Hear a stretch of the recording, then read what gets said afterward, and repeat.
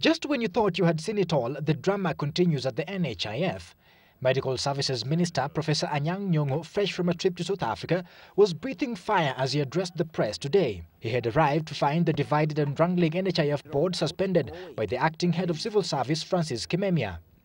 Mr. Kimemia has no such powers and cannot decide to micromanage the Ministry of Medical Services. I am the minister who appoints and suspends.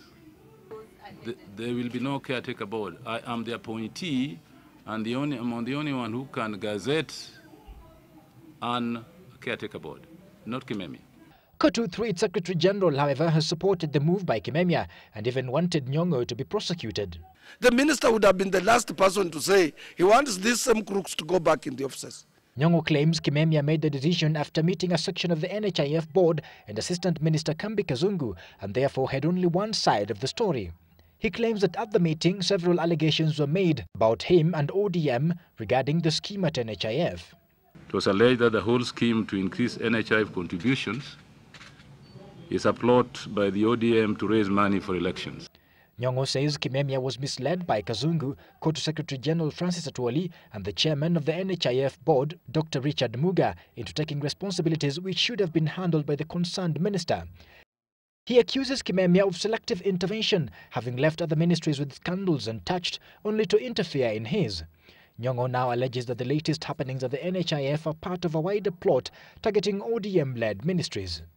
I would not like Mr. Kimemia and his ilk to tarnish my reputation and character in this process of manufacturing scandals. A parliamentary committee has been investigating the matter since it hit the headlines, and Nyong'o wants Kenyans to allow it to conclude its work and hand its report to Parliament. He also says he will be talking to the Prime Minister to have the NHIF investigated by an independent body and the Efficiency Monitoring Unit to unearth any corruption.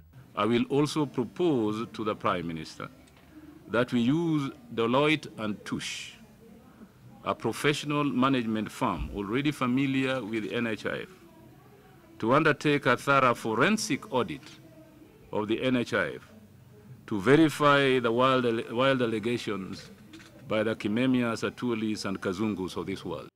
Speaking earlier in the day, the Kenya Medical Practitioners, Pharmacists and Dentists Union accused the NHIF of graft in its implementation of the Civil Servants Health Scheme.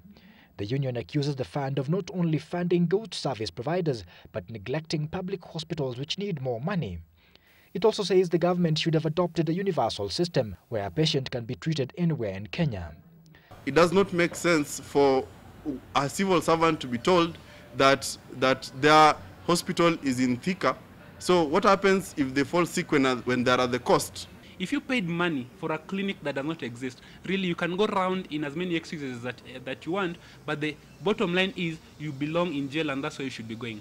Some of the major public hospitals which received little funding compared to the private ones are Ambagathi District Hospital in Nairobi, which received only 61,000 shillings, Kenyatta National Hospital, which received 1 million shillings, Nyanza Provincial Hospital, which received 1.2 million shillings, Coast General Hospital, which received about 1.3 million shillings, and Moi Teaching and Referral Hospital in Eldoret, which received 6 million shillings.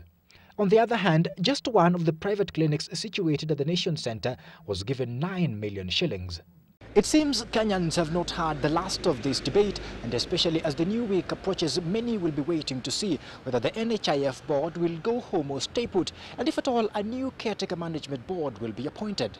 For Sunday Live, I'm Andrew Ochieng.